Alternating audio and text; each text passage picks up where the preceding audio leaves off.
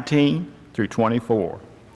Do not store up for yourselves treasures on earth, where moth and rust destroy, and where thieves break in and steal.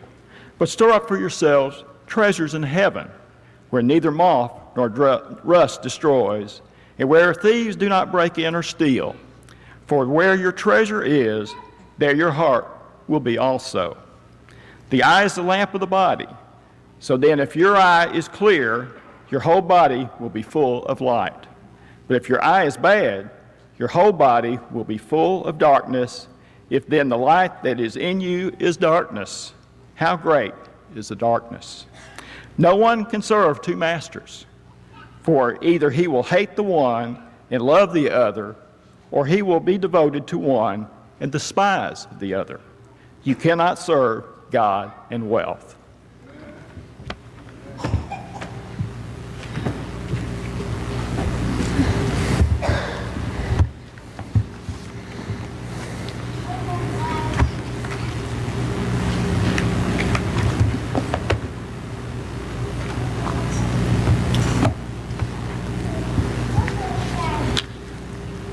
Good morning. I don't know if Moises knows that that's one of my favorite songs, but I appreciate him leading it right before I got up this morning.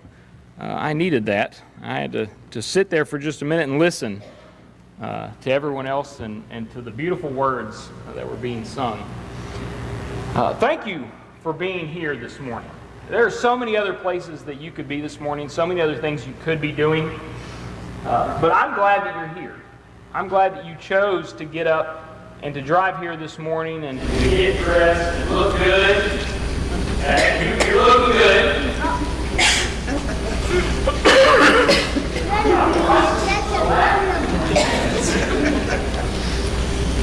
But I appreciate it. I appreciate it every Sunday when I come and I see so many wonderful people. Right? That's the great thing about getting together every week.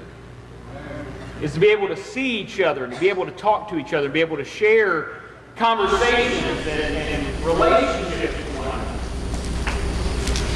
And it's a wonderful thing in a world that seems to be so focused on other things. Okay, this morning we're going to talk a little bit about that. This morning the title of our lesson is An Investment Worth Making.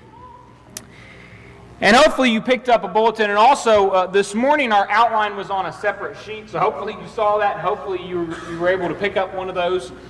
And as you read through that outline, okay, you'll notice some things, all right? But to start off, how many of you used to think about being a treasure hunter when you were younger, right? Maybe you grew up and you watched certain movies, okay? Indiana Jones is one that always comes to mind for me. I used to watch Indiana Jones movies, and then more recently there's movies like Pirates of the Caribbean, okay? And where these people go out, they find these sunken treasures or these hidden artifacts, okay? These things that were buried long ago. And I used to, as I was little, used to think about what it would be like to do that, to find, some kind of hidden gold. And you think about when you're younger, going out and digging in your yard, right, digging up holes to try to find treasures. Hopefully you're not doing. I'm not going to tell kids to do that this morning, okay? But I did see. I will tell you this. I saw an article from 2014 of a couple in California, okay? And this couple was out on a walk one morning, and they were walking their dog, and they were on their property. And as they were walking their dog along their property, They came across, the wife saw something sticking out of the ground that looked like a rusty can. And as they further inspect, they realized it was a rusty can, and she began to dig it out. And as she did, she realized that can was full of gold coins. And so they continued to dig in that area, and after a while they pulled out 8 rusty cans full of gold coins. And after they took those coins and they took them to someone and they got them valued, they found out that those gold coins were worth over $10 million. Now, how many of y'all are going to go for a walk later today on your property with a shovel. Okay, I'm not telling you to do that. Most of us are probably not going to have gold buried in our yard. But what an amazing find that would be, right? You're just wandering along. You have no idea what's about to happen that day. Okay, and you find something amazing. And, you know, I can just picture that. I can see that. Okay? But this morning, I want to talk to you about something a little bit different. Okay? And it's going to go along with that. Some of you have already asked about what was going on up here, okay, by the podium, and why we have rims sitting up here. Okay? It's a nice conversation piece. It gets people talking. It gets people started. You know, conversation started. And that's part of the reason I do it, because I like visuals. I like giving something that people can see and they can look at. And I believe if you look and read through the Bible, you can see that Jesus gives people a lot of visuals with his words. Right? A lot of the stuff he talks about, a lot of the things he speaks about in his parables, give people an idea of what he's talking about.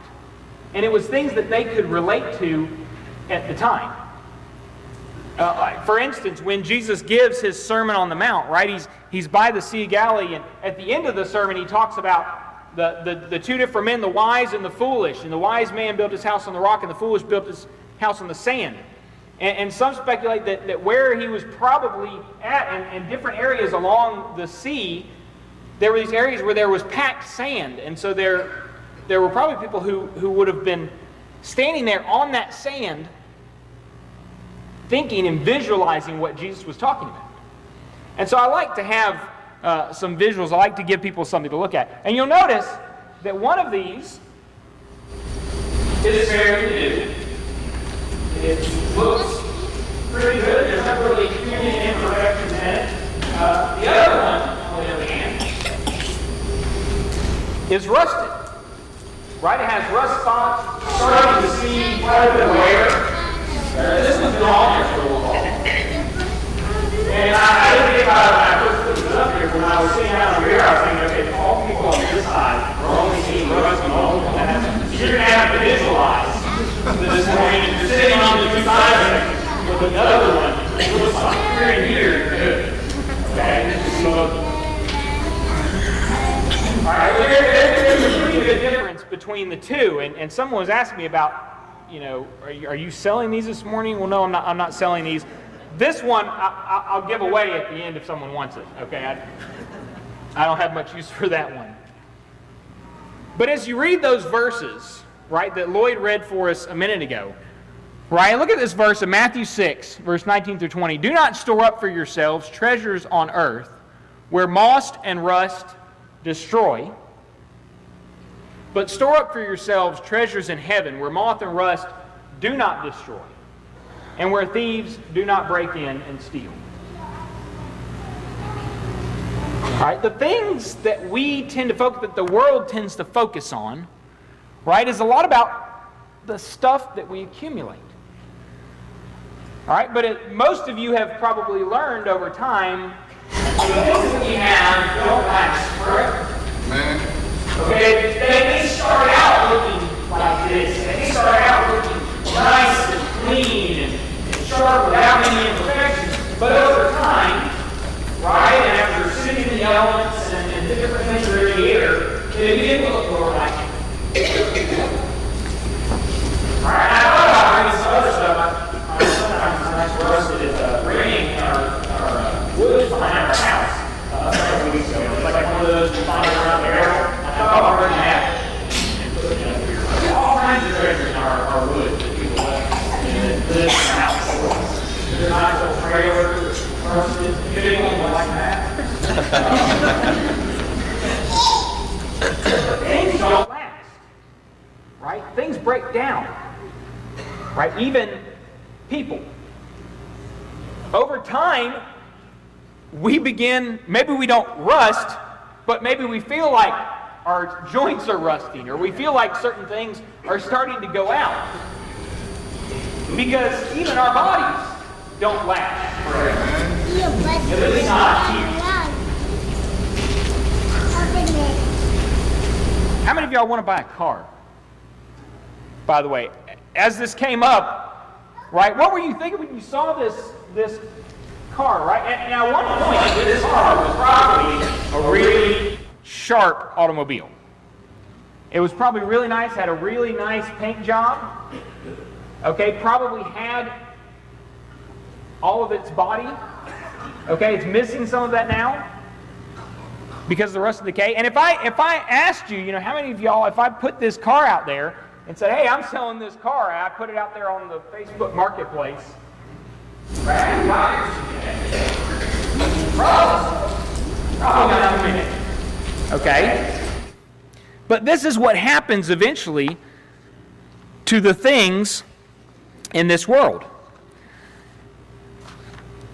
So, where should, as Jesus says, our treasure really lie?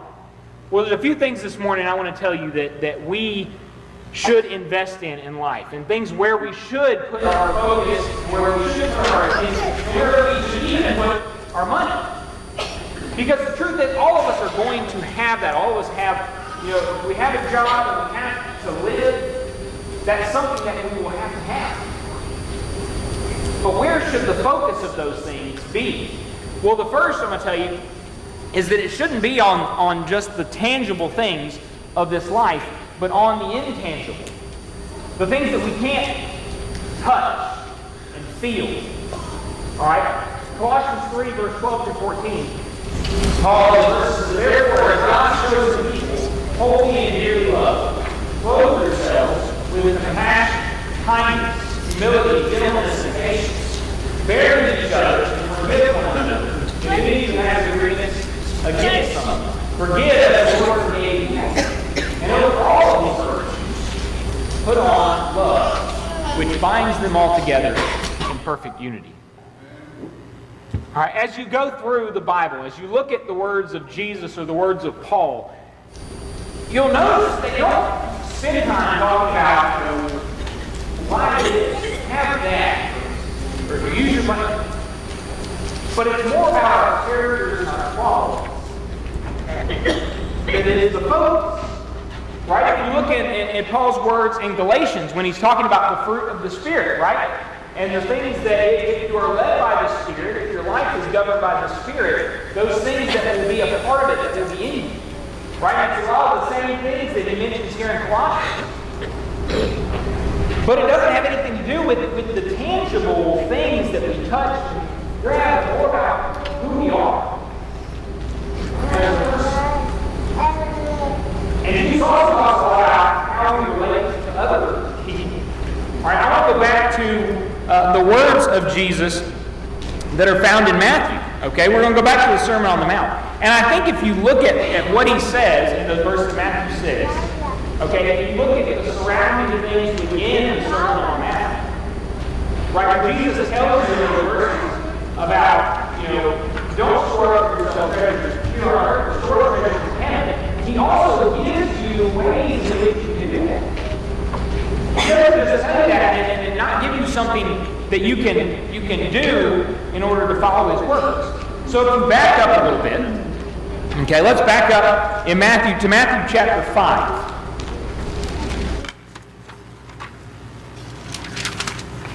Right, and all through Matthew chapter 5, if you start verse 21 through 48, and you start to look at the things that Jesus is talking about, the things he's talking about, right? He's talking about murder, or talking about having anger with your brother, right? And he talks about adultery and divorce and keeping your word, keeping your oath, and loving those who have done you wrong.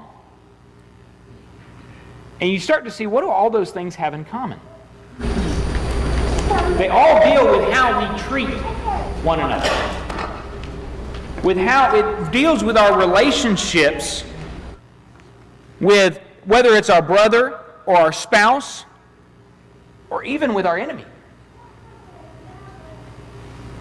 The focus is not on the things of this world, but is on the people of this world. And so I believe when Jesus is speaking in Matthew chapter 6 and he says those words, store up treasures in heaven. Right? Don't store up things that are going to go away but focus your attention, your energy, your resources on the people that are around you. Right? The relationships that you build.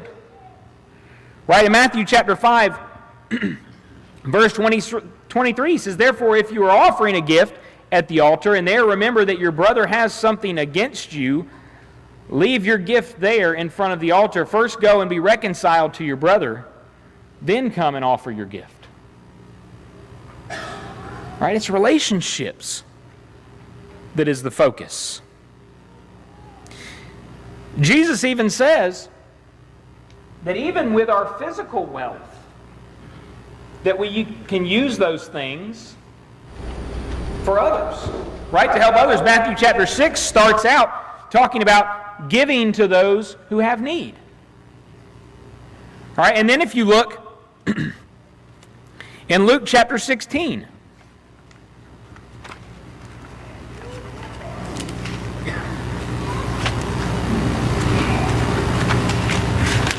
in Luke 16, verse 9,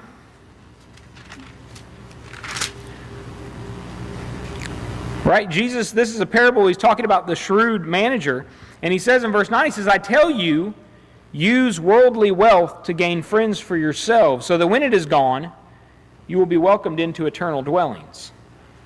Right? Even the physical things that we have, the physical wealth, can be used to build up the friendships that we have. All right, the focus is not on the things. One of the things that we've got going on here at Snellville that we started a couple years ago that I have loved is our small groups.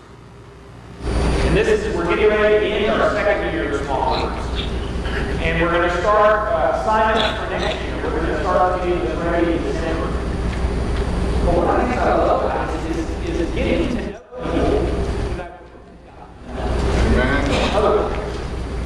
or maybe I knew them, and maybe I would have gotten to know some things, but I get to know them in a deeper setting and way in context.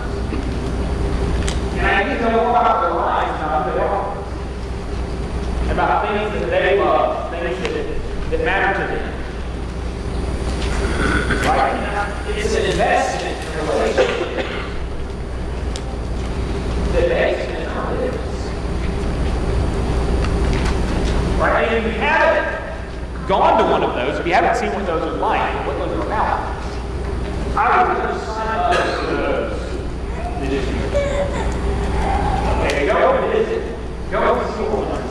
And then use that as an investment in the relationships of the people here at Snellville. Another thing that Jesus says in his sermon is he talks about investing in anonymity. All right, that's a big word. I don't usually use those big words. All right, but it fits. And if you look at Matthew 6, verse 1, he says, "Be careful not to do your acts of righteousness before men, to be seen by them. If you do, you will have no reward from your Father in heaven." All right. Matthew 6, Jesus talks about, before he gets to those verses about the treasure that we store up, right? He talks about giving to the needy, he talks about praying to God, and he talks about fasting. And all these things he classifies as these acts of righteousness, okay? And there are other things that you could probably put in that category. But the main thing he says is, when you do these things, right? When you do these things to grow closer to me, right? As your spiritual disciplines, the main thing he says is, don't do them for others. And as we read some of these verses, we might have a hard time picturing some of this. He says in verse 2 of chapter 6, "So when you give to the needy, do not announce it with trumpets, as the hypocrites do in the synagogues and on the street corners, to be honored by men."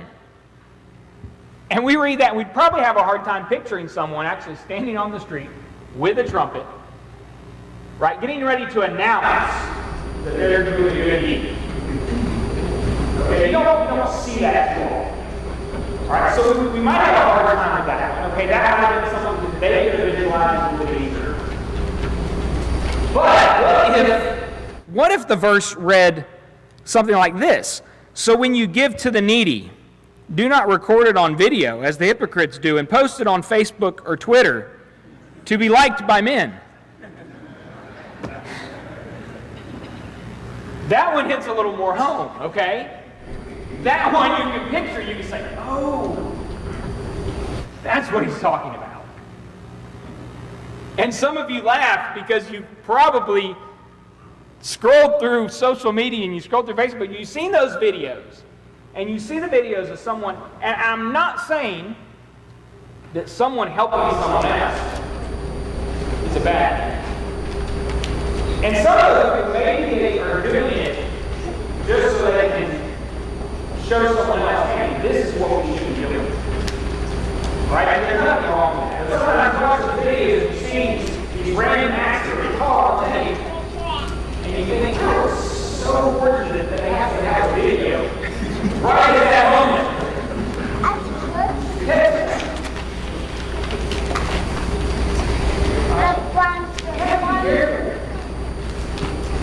There are so many things that are good in this world, so many things that we can do that are good. And even when we are investing in the kingdom by doing these acts of righteousness, as Jesus says, we have to be careful that we're also doing them for the right reasons.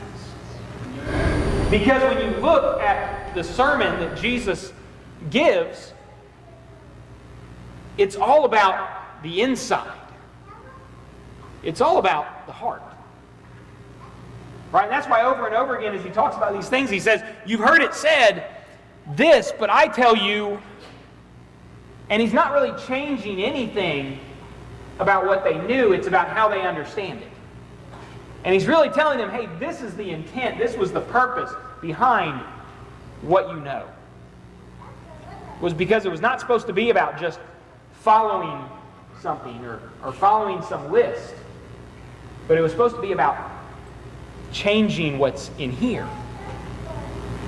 I've heard someone say, and it was actually Keith who preached in Americas, he gave a great analogy about if you have a dog that's kind of a rabid dog and he bites people, right? And you take that dog and you go and you chain him up so he doesn't bite anyone else. Right? Have you really done anything to change the dog? All right, no, the dog's still, may be angry. It may still, want to bite someone. All right, it's kind of like how we do. Sometimes we do certain things or we don't do certain things because, well, that's what we're supposed to do.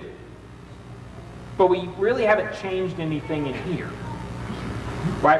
We may still be the rabid dog that wants to do those things, but we've just chained it up.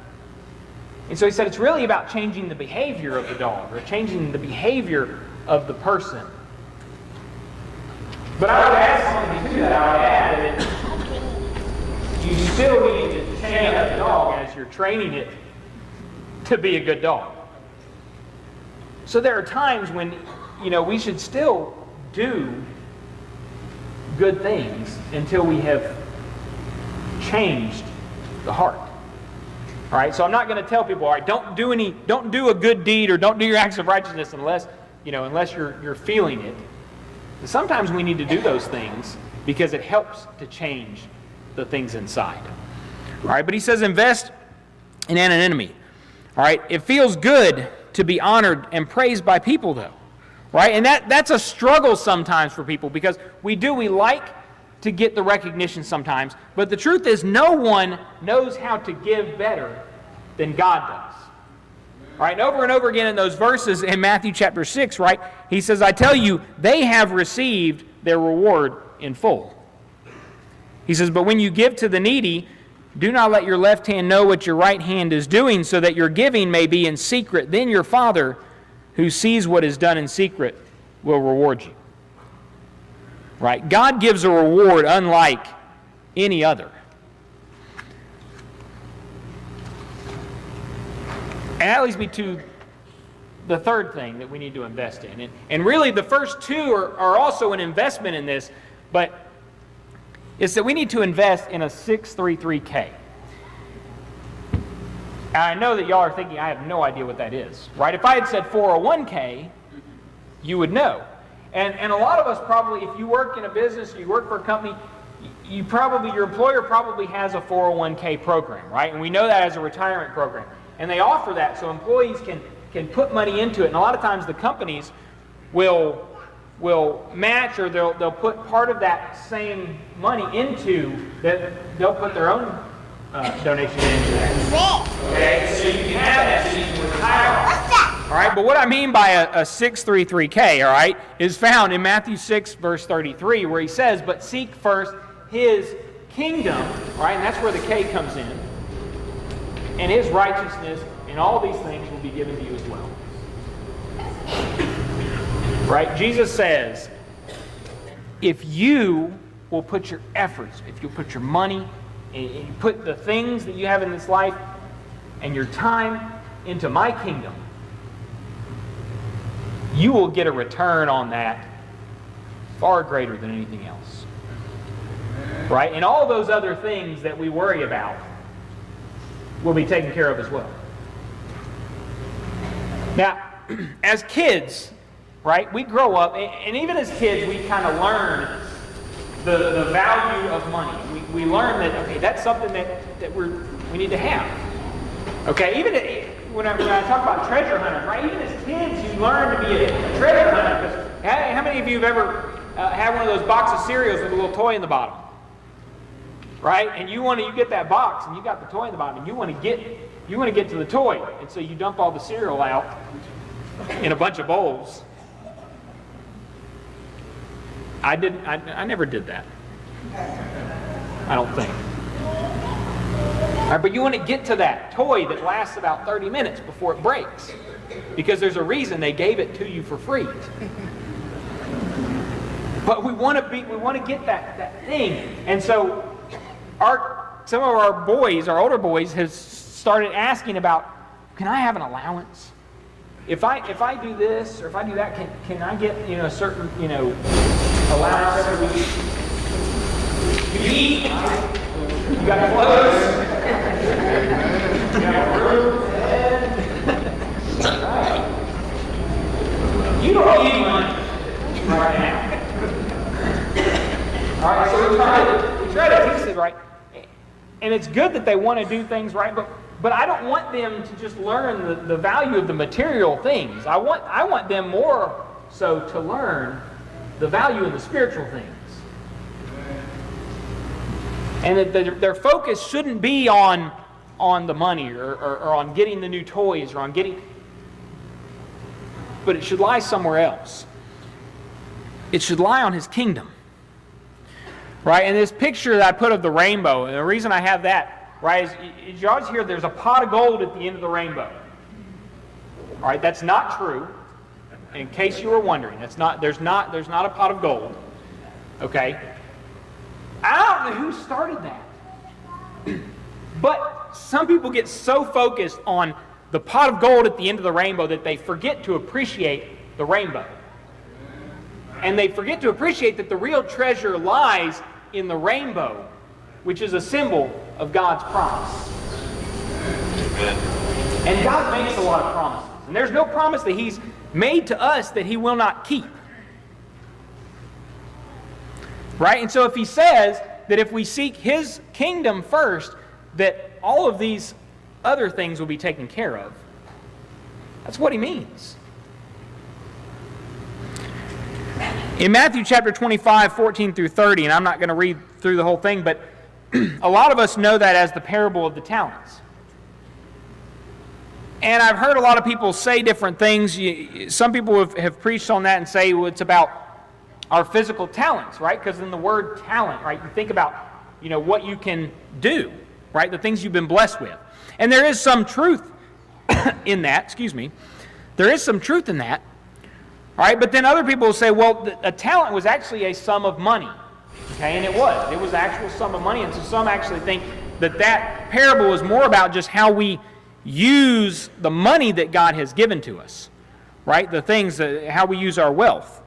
And there can be some of that. But if you look at what he's talking about in that and what he has been talking about in those verses, right? He starts that off, again, it will be like a man going on a journey. And you think, well, okay, what will be like? Well, what he's talking about is the kingdom. Right? In the verses before, he talks about the kingdom of heaven will be like this, and the kingdom of heaven will be like that. And in these verses, still, he's talking about this is what the kingdom of heaven will be like. And so when you read through that, and you start to look at it through that lens, you start to realize, okay, what he's saying is the Master has entrusted us with a part of his kingdom.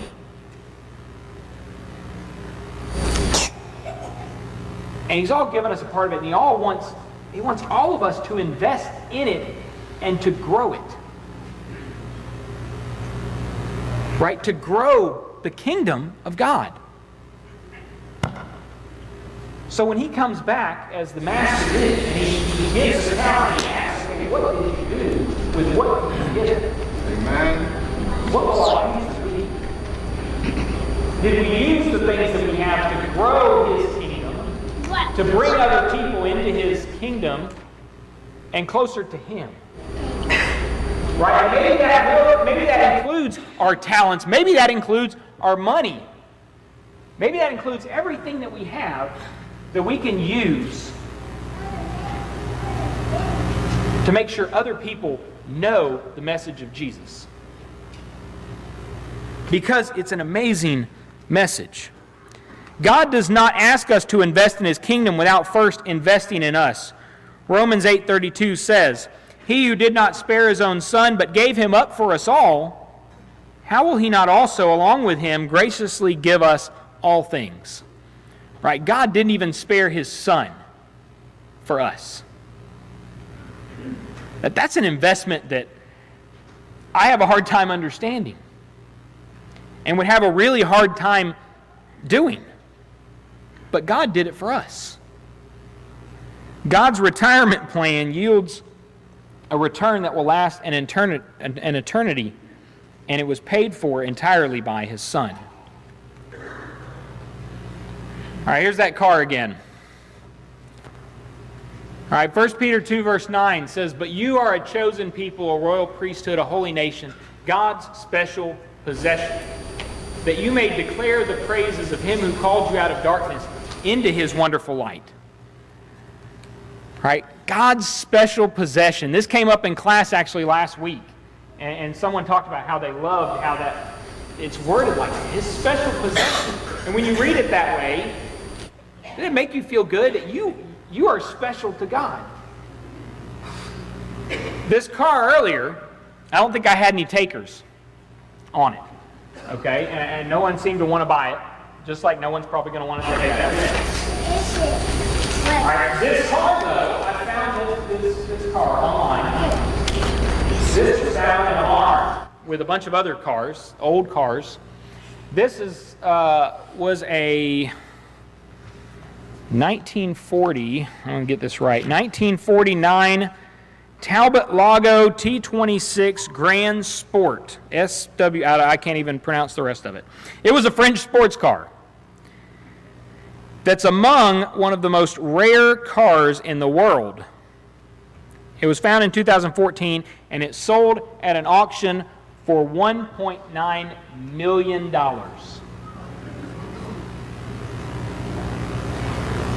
Now you might change your mind about whether if you were the one that found it, you'd be singing a different tune. $1.9 million for this. That's pretty amazing. I don't even know what you would do with it. I don't even think you could restore it. All right.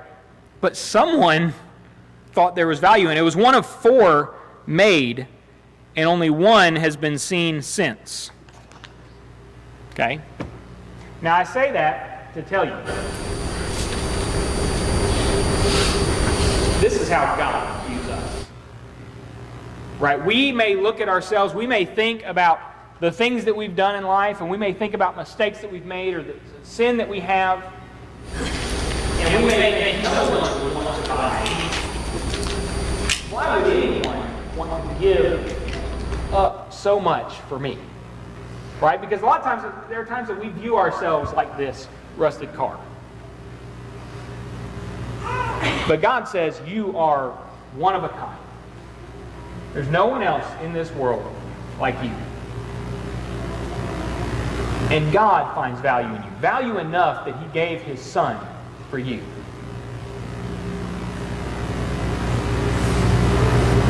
So how can we not invest? How can we not invest in His kingdom, knowing that He has already invested in us? Right? The couple I also talked about earlier that found the gold in the cans, right? There was like 1,400 something gold coins. And they actually said that the face value of the coins, what they're actually worth based on their original value, was like $27,000 or $28,000. But because some of those coins were extremely rare and were in such good condition, right, that the worth was over $10 million. Right? To us, we are more valuable than we think to God. And God sees something in us. And it's not even, right, I mean, even when you look at these, okay, you think, oh, this one seems more valuable, than that one. But God says we are valuable, and even more so than this, because God doesn't just see what's on the outside, He sees the potential of what could be if we are living with Him, right? If we've given our life to Him.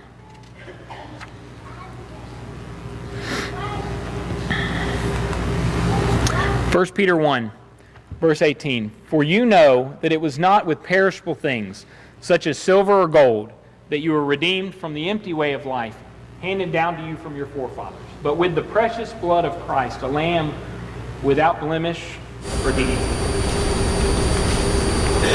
Right. Jesus paid the ultimate for us. God allowed Him to give Himself up for us. And He bought us not with the things of this world, but with the blood of His Son. Right. Where does our investment lie? Right. Where do we spend our time? Where do we spend our energy? Where do we spend our money in His life? Because the investment we make here could have eternal rewards. If we invest in His kingdom, right? If we give ourselves to Him. If you're here this morning, you haven't made that first step to invest your life in Christ, right? Offer yourself to Him, because He's already made the offer to us, and all we have to do is accept what He's offered, to be baptized into Christ, to have the sin of our life washed away, and to start anew. And if you're here this morning, you haven't made that investment, right? I would ask you, why not? If you have, and you feel like things have gotten off, and maybe you feel like that rusty car, the rusty rim, right? God still has value in you. He values you more than you will ever know. If you have some need this morning, if you would let us know, as together we stand and as we sing.